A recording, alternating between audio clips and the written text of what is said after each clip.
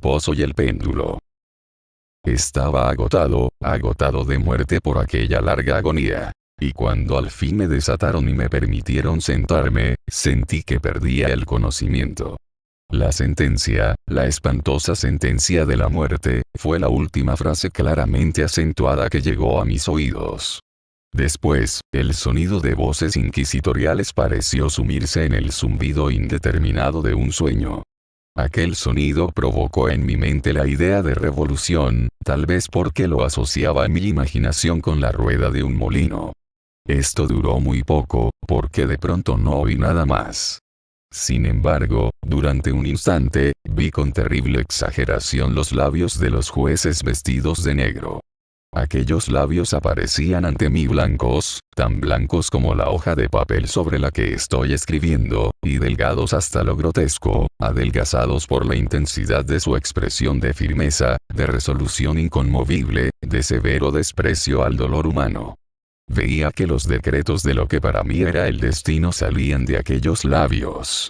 Los veía retorcerse con una frase mortal. Los veía modulando las sílabas de mi nombre, y me estremecí porque no oía ningún sonido. Vi también, durante algunos momentos de espanto delirante, el suave y casi imperceptible balanceo de las oscuras tapicerías que cubrían las paredes del aposento. Y luego mi visión recayó sobre 7 enormes cirios que había sobre la mesa.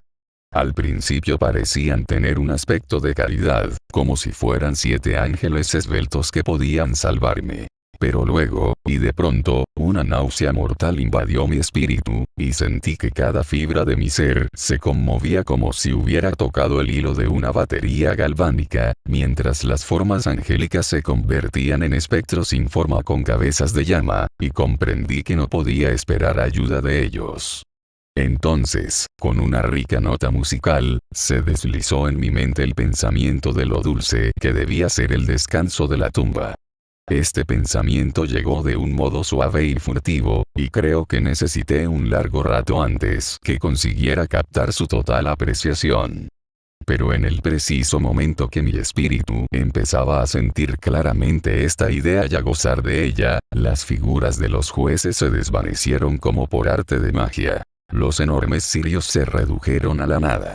Sus llamas se apagaron por completo. La negrura de las tinieblas sobrevino. Todas las sensaciones parecieron desaparecer como absorbidas en un loco descenso semejante al de los espíritus en el reino de Hades, y el universo se redujo a silencio, noche y quietud. Me había desvanecido. Pero no puedo decir que hubiera perdido totalmente la conciencia. La que me quedaba no intentaré definirla o tan siquiera describirla, pero, repito, no todo estaba perdido. En medio de la más profunda somnolencia, no. En medio del delirio, no. En medio del desvanecimiento, no. En medio de la muerte, no. Aún en la tumba, no está todo perdido. De otro modo no existiría la inmortalidad en el hombre. Cuando nos despertamos, rompemos la fina tela de araña de algún sueño, y un segundo después, pues tan delicado es ese tejido, nosotros no recordamos que hemos estado soñando. En el retorno a la vida del desvanecimiento hay 2 fases. Primera, la del recobro del sentimiento de la existencia mental o espiritual. Segunda, la de la recuperación de la sensación de la existencia física. Parece probable que si después de llegar a la segunda fase pudiéramos evocar las impresiones de la primera, las encontraríamos llenas de la memoria del abismo que quedaba atrás. ¿Y qué es ese abismo? ¿Cómo, al menos, podremos distinguir sus sombras de las de la tumba? Pero si las impresiones de lo que hemos llamado primera fase no pueden ser recordadas, no se presentan ellos mismos sin ser llamados, mientras nos maravillamos preguntando de dónde proceden. Quien nunca se ha desmayado, no será quien descubra extraños palacios y caras extrañamente familiares apareciéndose en las brasas o en las llamas de la chimenea. No contemplará flotando, en medio del aire, visiones melancólicas que la mayoría no puede ver. No meditará sobre el perfume de alguna flor desconocida, ni perderá la cabeza con el misterio de alguna melodía que nunca hubiese llamado su atención hasta entonces. En mis frecuentes y vanos esfuerzos para recordar, en medio de mi intensa lucha por recoger algún vestigio de ese estado de vacío aparente en que mi espíritu había caído, hubo instantes en los que he soñado que triunfaba. Tuve breves, muy breves momentos en los que yo conjuré recuerdos que la razón lúcida de una época posterior me aseguró no poder referirse sino a ese estado de inconsciencia, en apariencia al menos, en que me había sumido. Estas sombras del recuerdo me hablan indistintamente de altas figuras que me levantaban y me llevaban en silencio hacia abajo, hasta que me invadía un espantoso vértigo, ante la simple idea de lo interminable del descenso. Ellos me cuentan también no sé qué vago horror de mi corazón, precisamente a causa de la tranquilidad sobrenatural de ese corazón. Luego, el sentimiento de repentina quietud en todas las cosas, como si quienes me llevaban, un cortejo de espectros, hubieran sobrepasado en su descenso los límites de lo ilimitado, y se detuvieran cansados por el hastío de su trabajo. Después evoco una sensación como de cosa llana y húmeda. Y luego todo es ya locura, la locura de una memoria que se ocupa entre las cosas prohibidas. De pronto vuelve a mi alma la sensación de movimiento y de sonido. El movimiento tumultuoso de mi corazón, y en mis oídos el sonido de su latir. Luego, una pausa en la cual desaparece todo. Después, de nuevo, sonido y movimiento, y tacto como una sensación vibrante penetrando en mi ser. Más tarde, la simple conciencia de mi existencia sin pensamiento, sensación que duró mucho tiempo. De pronto, bruscamente, el pensamiento y un estremecedor temblor y el vehemente deseo por comprender mi estado actual. A renglón seguido, un fuerte deseo de sumirme en la insensibilidad. Posteriormente, un rápido reconocimiento del espíritu y un afortunado esfuerzo para moverme. Entonces, el recuerdo completo del proceso, de los jueces, de los oscuros cortinajes, de la sentencia, del agotamiento y del desmayo, y del olvido más completo de todo lo que ocurrió más tarde. Todo aquello que más tarde, y con muchos de los más enérgicos esfuerzos, no he sido capaz de recordarlo sino vagamente. Hasta entonces yo no había abierto los ojos.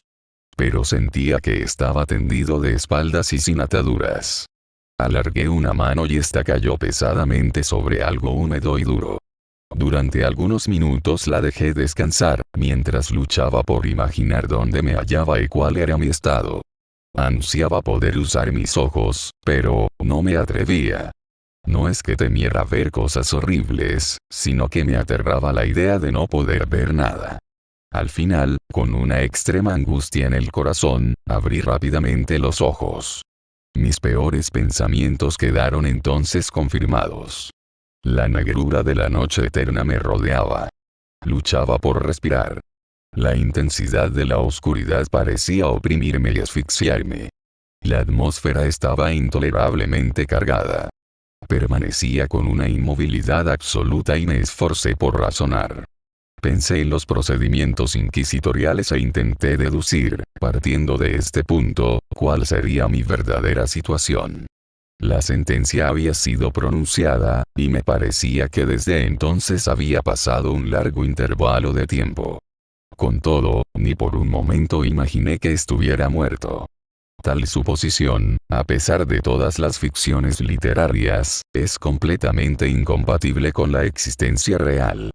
Pero ¿dónde me encontraba y cuál era mi estado? Sabía que los condenados a muerte morían con frecuencia en los autos de fe, y uno de ellos se había celebrado la misma tarde del día de mi juicio. Me habían llevado a mi calabozo para que esperara el próximo sacrificio que ocurriría meses más tarde. Desde el primer momento comprendí que esto no podía ser. Las víctimas habían sido llamadas con anterioridad. Además, mi mazmorra, como todas las de los demás condenados en Toledo, tenía el piso de piedra y no estaba carente de luz. Una terrible idea hizo fluir de pronto la sangre en torrentes a mi corazón, y durante un breve periodo de tiempo volví a caer de nuevo en la insensibilidad. Al recobrarme, me levanté de un solo salto, temblando convulsivamente de pies a cabeza.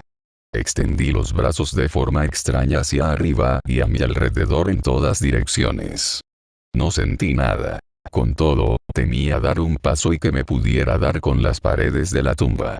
Sudando por todos los poros, y helándoseme en la frente gruesas gotas, la agonía de la incertidumbre llegó a hacérseme insoportable, y con precaución me moví hacia adelante con los brazos extendidos y los ojos saliéndoseme de las órbitas, con la esperanza de captar algún rayo de luz. Avancé unos cuantos pasos, pero todo era aún negrura y vacío. Respiré con más libertad.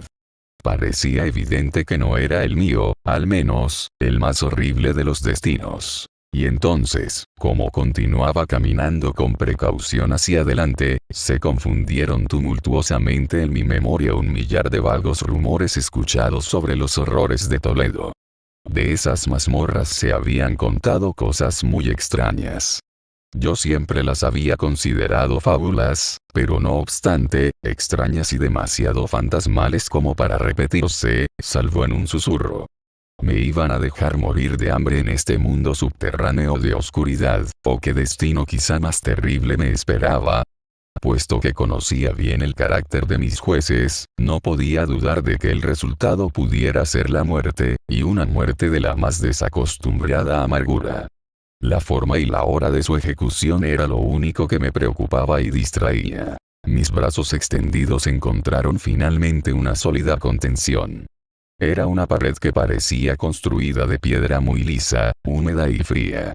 La seguí, pisando con todo el cuidado receloso que me inspiraban ciertas narraciones antiguas. Sin embargo, este avance no me proporcionaba medio alguno de acertar las dimensiones de mi mazmorra, puesto que podía recorrer un círculo completo y volver al punto de procedencia sin que me diera cuenta de ello. Tan perfectamente uniforme parecía la pared. Por tanto, busqué el cuchillo que había dejado en mi bolsillo cuando era conducido a la cámara del tribunal. Pero no estaba. Mis vestidos habían sido cambiados por un traje de burda estameña. Yo había pensado clavar la hoja en alguna pequeña grieta de la pared, con objeto de identificar mi punto de partida. Sin embargo, la dificultad resultaba trivial, aunque lo desordenado de mi imaginación, al principio, pareciera insuperable. Desgarré una parte del borde del vestido, colocando el fragmento extendido en ángulo recto con la pared. En mi camino a tientas alrededor de la prisión, yo no podría dejar de encontrar el trapo, una vez que hubiera dado la vuelta completa. Eso fue al menos lo que pensé, pero no había contado con la extensión de la mazmorra ni con mi propia debilidad. El terreno estaba húmedo y resbaladizo. Tambaleándome, avancé un rato. Después tropecé y caí. Mi excesiva fatiga me indujo a permanecer postrado y pronto el sueño se apoderó de mí. Al despertarme y extender un brazo, encontré junto a mí un pan y un cántaro con agua.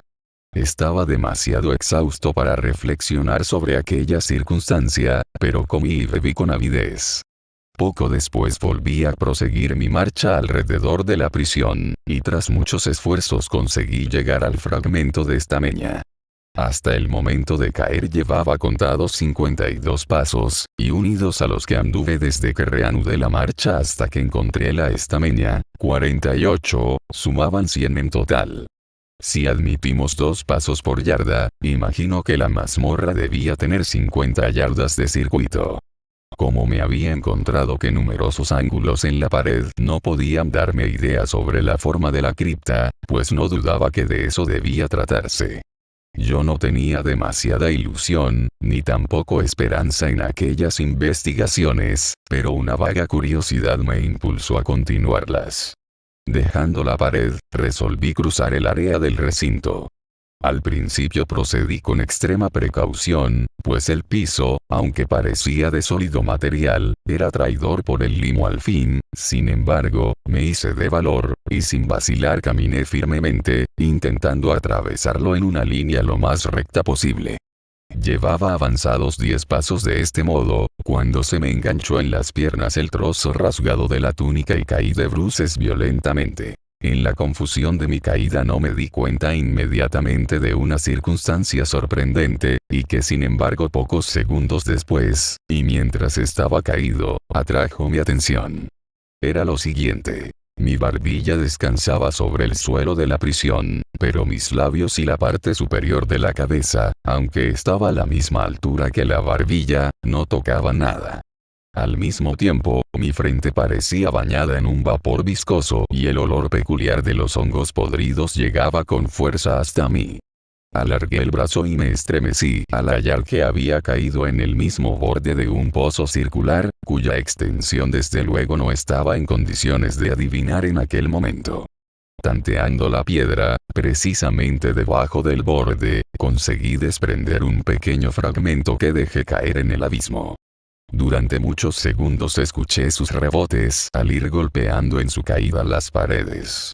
De pronto se oyó una sorda zambullida en el agua, seguida de altos ecos. Al mismo tiempo llegó un sonido que se parecía al rápido abrir y cerrar de una puerta sobre mi cabeza, mientras un débil resplandor de luz atravesaba repentinamente la oscuridad y se desvanecía enseguida. Claramente comprendí la suerte que se me había preparado, y me felicité por el oportuno accidente que me había salvado. Otro paso, después de mi caída, y el mundo hubiera dejado de existir. La muerte que acababa de evitar era del mismo carácter de esas que yo había considerado como fabulosas y frívolas en los cuentos referentes a la Inquisición. Para las víctimas de su tiranía, existía la elección de la muerte con crueles agonías físicas o con sus más espantosas torturas morales. Yo había sido reservado para esta última. Por los largos sufrimientos mis nervios estaban deshechos, y bastaba el sonido de mi propia voz para hacerme temblar.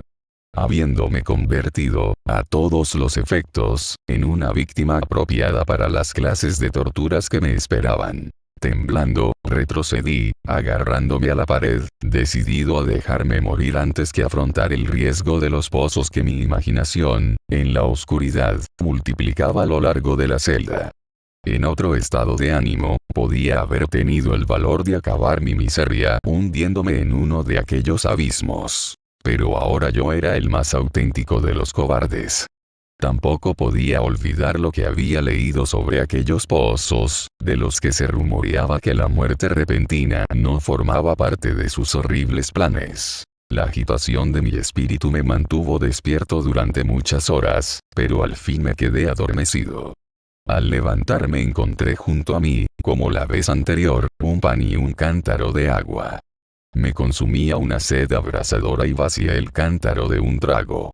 El agua debía de contener alguna droga, pues apenas bebía un trago, sentía unos irresistibles deseos de dormir. Un sueño profundo cayó sobre mí, un sueño como el de la muerte. Yo no sé, desde luego, qué tiempo duró, pero cuando volví a abrir los ojos, los objetos de mi alrededor eran visibles. Pude ver la extensión y el aspecto de la prisión por un resplandor extraño y sulfúreo cuyo origen al principio no pude determinar. Estaba muy equivocado respecto a sus dimensiones. Toda la longitud de las paredes no excedía de 25 yardas de longitud. Durante algunos minutos, el hecho me ocasionó gran turbación. Turbación vana en verdad, pues que podía tener menos importancia, bajo las terribles circunstancias que me rodeaban, que las dimensiones de mi propia mazmorra. Pero mi mente sentía un extraño interés por las bagatelas, y así me esforcé en intentar encontrar la causa que me llevó a cometer tal error en mis cálculos. La verdad se presentó al final con toda claridad. En mi primer intento de exploración, había contado 52 pasos hasta el momento de caer. Entonces debí de estar a un paso o dos del trozo de tela. De hecho, casi realicé el recorrido de la cripta. Entonces me dormí, y al despertar debí de volver sobre mis pasos, creando así un circuito doble del que era en realidad. Mi confusión mental me impidió observar que yo había empezado mi recorrido con la pared a la izquierda y lo había acabado con la pared a la derecha. También me había equivocado con respecto a la forma del recinto. Sintiendo que en mi camino había encontrado muchos ángulos, la supuse de una gran irregularidad. Tan potente es el efecto de la oscuridad absoluta para quien se levante de un letargo o de un sueño. Los ángulos simplemente consistían en unas cuantas ligeras depresiones o nichos a intervalos desiguales. La forma general de la prisión era cuadrada.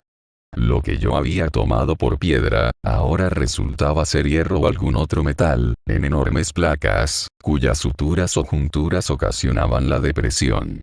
Toda la superficie de este recinto de metal estaba toscamente pintada con espantosas y repulsivas imágenes, creadas por la superstición sepulcral de los frailes. Figuras de demonios con amenazadores gestos, con formas de esqueletos, y otras imágenes realmente terribles, se extendían y desfiguraban las paredes. Observé que los contornos de aquellas monstruosidades eran suficientemente claros, pero que los colores parecían borrosos y desvanecidos como por efecto de la humedad de la atmósfera. Entonces también me di cuenta de que el piso era de piedra. En el centro quedaba el pozo circular de cuyo abismo yo me había escapado. Pero era el único de la mazmorra. Todo esto lo vi confusamente y con gran esfuerzo, pues mi situación personal había sufrido un gran cambio durante el sueño. Entonces me eché de espaldas, a todo lo largo, sobre una especie de armadura de madera muy baja. A esta me encontraba yo firmemente atado con una larga cuerda que parecía un cíngulo, y que daba muchas vueltas alrededor de mis miembros y mi cuerpo, dejando solo en libertad mi cabeza y brazo izquierdo, que solo podía extender con grandes esfuerzos para suministrarme la comida que estaba a mi lado en un recipiente de barro sobre el suelo. Me di cuenta, con horror, que el cántaro había sido trasladado. Digo con horror pues me consumía una sed intolerable. La sed parecía ser lo que pretendían estimular mis perseguidores, pues el alimento que había en el plato era carne fuertemente sazonada. Miré hacia arriba para examinar el techo de mi prisión. Tenía unos 30 o 40 pies de altura, y estaba en gran parte construido a semejanza de las paredes. En una de las planchas, una figura muy singular atrajo toda mi atención. Era la figura del tiempo, como se la representa comúnmente, salvo que en medio de una guadaña sostenía aquello que después de una ojeada deduje que sería la imagen de un vasto péndulo, semejante al que vemos en los relojes antiguos. A pesar de todo, había algo en la apariencia de aquella máquina que me obligó a observarla con más atención. Mientras yo miraba directamente hacia ella, pues estaba situada precisamente sobre mí, imaginé que la veía moverse. Un momento después mi imaginación quedó confirmada. Su balanceo era breve y, desde luego, lento. Durante algunos momentos lo observé con algo de temor, aunque maravillado. Al fin, cansado de observar el aburrido movimiento, dirigí mi vista hacia los otros objetos del techo. Un ligero ruido atrajo mi atención, y al mirar al suelo vi varias ratas enormes que lo atravesaban. Habían surgido del pozo, que quedaba precisamente a mi derecha. Aún entonces, mientras las observaba, llegaron en tropel apresuradamente con ojos voraces, atraídas por el olor de la carne. Necesité mucho esfuerzo y atención para mantenerlas alejadas. Debía de haber transcurrido una hora, o tal vez media, pues yo no podía tener una idea exacta del tiempo, antes de que volviera a levantar mis ojos. Lo que vi entonces me llenó de confusión y asombro. El balanceo del péndulo había aumentado en extensión casi 1 yarda. Como una consecuencia natural, su velocidad también se había hecho mayor. Pero lo que me molestó principalmente fue la idea de que hubiera descendido perceptiblemente. Entonces observé, con qué horror, es necesario decirlo, que su extremo inferior estaba formado por media luna de brillante acero, casi 1 pie de longitud de cuerno a cuerno. Las puntas estaban dirigidas hacia arriba y el borde inferior evidentemente estaba tan afilado como una navaja. También como una navaja parecía macizo y pesado, ensanchándose del filo a la base en una sólida y ancha estructura. Pendía de una fina barra de cobre y todo silbaba como si se balanceara en el aire. Yo no podía dudar por más tiempo sobre la suerte que me había preparado la ingeniosa tortura monacal. Mi conocimiento del pozo había llegado a saberse por los agentes de la Inquisición, el pozo, cuyos horrores habían sido destinados para un hereje tan temerario como yo. El pozo, símbolo del infierno, y considerado por la opinión como la última tule de todos los castigos. Había evitado la caída por pura casualidad, y yo sabía que la sorpresa del tormento al caer en él constituía una buena parte de toda la fantasmagoría de aquellas mazmorras de la muerte. Habiendo fallado la caída, no había ninguna parte en el demoníaco plan para arrojarme al abismo. Y así, sin otra alternativa, me esperaba un medio de muerte diferente y más suave. Más suave. Casi sonreí en mi agonía cuando pensé que podía aplicar un término como aquel a aquella clase de cosas. ¿Para qué contar las largas, las interminables horas de horror más que mortal durante las cuales conté las impetuosas oscilaciones del acero?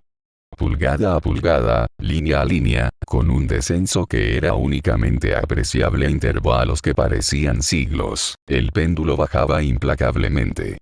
Pasaron los días, pudieron haber sido muchos días, antes de que se balanceara tan cerca de mí como para abanicarme con su aire. El olor del afilado acero penetraba ya en mi nariz. Recé. Sí, cansé al cielo con mis rezos para que descendiera más rápidamente. Llegué a volverme loco frenético y luché para incorporarme hacia el vaivén de la terrible cimitarra. Y luego caí repentinamente calmado, y quedé riendo ante la muerte brillante, como un niño ante un extraño juguete. Hubo otro intervalo de completa insensibilidad. Fue breve, pues al volver de nuevo a la vida no se había operado en el péndulo el menor descenso apreciable. Pero es posible que aquel tiempo hubiera sido muy largo, pues yo sabía que los demonios que observaban mis desvanecimientos podían haber detenido la vibración a su capricho. Al recuperarme me sentí muy débil y enfermo, como resultado de una larga inanición. Aún entre aquellas agonías, la naturaleza humana pedía alimento. Con dolorosos esfuerzos estiré el brazo izquierdo todo lo que me permitieron las ligaduras y tomé el pequeño residuo de comida que habían dejado las ratas. Cuando llevé a mis labios un pedazo de aquella comida, se precipitó en mi mente un pensamiento embrionario de gozo y esperanza. ¿Pero qué tenía yo de común con la esperanza? Como he dicho, era un pensamiento embrionario que, como el de muchos hombres, jamás son completados. Sentía que era de gozo y esperanza, pero presiento también que había perecido en su formación. Luché en vano por perfeccionarlo, por recobrarlo. Los prolongados sufrimientos casi habían aniquilado todas las facultades de mi mente. Era un imbécil, un idiota. La vibración del péndulo tenía lugar en un plano que formaba ángulo recto con mi cuerpo. Vi que la cuchilla estaba ideada para atravesarme por la parte del corazón. Rozaría la sarga de mi traje, y volvería y repetiría las operaciones una y otra vez. A pesar de la gran extensión del espacio barrido por la cuchilla, unos 30 pies o más, y de la silbante fuerza de su descenso, suficiente para cortar aquellas paredes de hierro, todo lo que pudo hacer durante varios minutos fue rasgar mis ropas. Y en este pensamiento me detuve. Yo no me atreví a ir más allá en esta reflexión. Medité sobre aquello con una pertinaz atención como si al hacerlo pudiera detener allí el descenso del acero. Me puse a pensar en el sonido de la cuchilla cuando pasara a través de la tela, sobre la estremecedora sensación que produce el roce de la tela. Medité sobre estas naderías hasta que me rechinaron los dientes. Bajaba, descendía implacable, me producía un frenético placer contrastar su caída con su velocidad lateral. Se movía a la derecha y a la izquierda, lejos y cerca, con el chirriar de un espíritu condenado. Hasta mi corazón, con el paso furtivo del tigre. Yo, alternativamente, sonreía y aullaba, según me dominase una u otra idea. Bajaba, descendía implacablemente, vibraba a 3 pulgadas de mi pecho. Luché violentamente, furiosamente, para libertar mi brazo izquierdo. Estaba libre solamente del codo a la mano. Con esta última podía, con gran esfuerzo, alcanzar la comida del plato que tenía a mi lado, pero nada más. Si hubiera podido romper las ataduras, habría agarrado el péndulo e intentado detenerlo, lo que hubiera sido como intentar detener una luz. Bajando de un modo inevitable, yo luchaba y jadeaba a cada nueva vibración. Mis ojos seguían el movimiento de la cuchilla con la ansiedad de la más tremenda desesperación. Se cerraban, con movimientos espasmódicos, cuando descendía, aunque la muerte habría sido un alivio. ¡Oh, qué alivio más indecible! Y sin embargo, temblaba con todos mis nervios al pensar que por un ligero fallo de la máquina, la cuchilla se precipitaría afilada y reluciente sobre mi pecho. Era la esperanza lo que agitaba mi sistema nervioso y hacía encoger a mi cuerpo. Era la esperanza que triunfaba aún sobre el potro del tormento, que susurra palabras en los oídos de los condenados a muerte hasta en las mazmorras de la Inquisición. Calculé que 10 o 12 movimientos más pondrían el acero en contacto con mi ropa. Y con esta observación se apoderó de mi espíritu toda la calma reconcentrada y fría de la desesperación. Por vez primera, desde hacía muchas horas, o días quizá, pensé. Se me ocurrió entonces que la atadura o cíngulo que me rodeaba era de una pieza. Estaba atado por una ligadura continua. El primer golpe de la cuchilla afilada sobre cualquier parte de la tira la cortaría lo suficiente como para permitir que mi mano izquierda la desatara de mi cuerpo. Pero qué terrible sería en este caso su proximidad. El resultado de la más ligera sacudida resultaría mortal. Además, era probable que los verdugos no hubieran previsto posibilidad de tal clase. Era probable que la ligadura me atravesara el pecho en el recorrido del péndulo. Temiendo encontrar frustrada aquella débil y al parecer última esperanza, levanté todo lo que pude mi cabeza para obtener una clara visión de mi pecho. El cíngulo rodeaba mis miembros y cuerpo en todas direcciones, salvo en la trayectoria de la cuchilla destructora. Apenas había dejado caer mi cabeza en su posición original, cuando llameó en mi mente un sentimiento que no puedo describir sino diciendo que era la mitad de esa idea de liberación a la que he aludido previamente, y de la cual solo su mitad flotaba vagamente en mi mente cuando llevé a mis ardientes labios el alimento. Entonces todo el pensamiento estaba allí, presente, débil, enfermizo, apenas visible, pero, sin embargo, completo.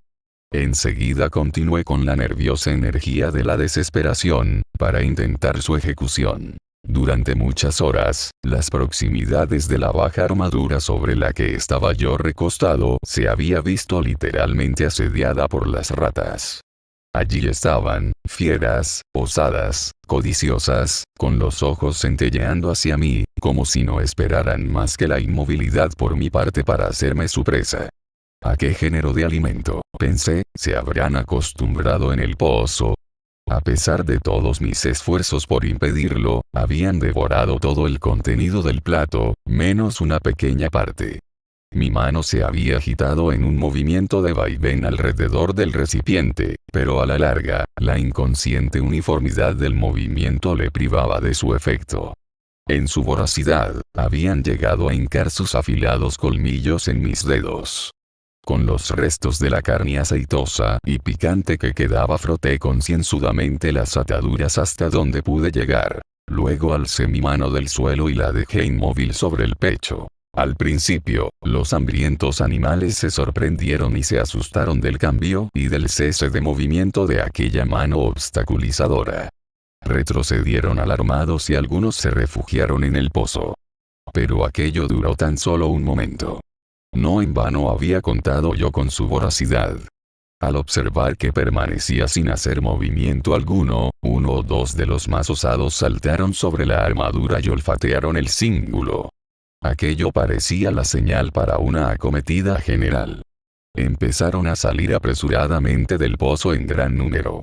Se colgaron de la madera, la escalaron y saltaron asientos sobre mi persona. El mesurado movimiento del péndulo no las molestaba en absoluto. Evitando sus golpes, se afanaban activamente sobre la banda engrasada. Presionaban y hormigueaban sobre mí en increíbles montones. Se retorcían sobre mi garganta. Sus fríos hocicos buscaban mis labios. Estaba medio sofocado por su fuerte presión. Un asco, para el cual no existe nombre, henchía mi pecho y helaba con una pesada náusea mi corazón. Sin embargo, no tuvo que transcurrir un minuto para que yo sintiera que la lucha había terminado. percibía claramente la distensión de las ligaduras. Sabía que, en más de un sitio, debían de estar cortadas. Con una resolución sobrehumana, continué inmóvil. No hubo error en mis cálculos ni esfuerzos vanos. Al fin sentía que era libre. El cíngulo colgaba alrededor de mi cuerpo, hecho pedazos. Pero el golpe del péndulo presionaba ya sobre mi pecho. Tenía dividida la sarga de mi traje y se había cortado la camisa. 2 veces más en su balanceo, y un agudo sentido de dolor se extendió por todos mis nervios. Pero el momento de escapar había llegado. A un movimiento de mi mano huyeron tumultuosamente mis libertadoras. Con otro decidido movimiento, cauto y lento, me deslicé de la banda que me envolvía, fuera del alcance de la cimitarra. Al menos, por el momento, estaba libre. Y en las garras de la Inquisición. Apenas me había dejado caer de aquel lecho de horror hasta el suelo de piedra, cuando cesó el movimiento de la máquina infernal y la vi subir, impulsada por alguna fuerza invisible, hacia el techo.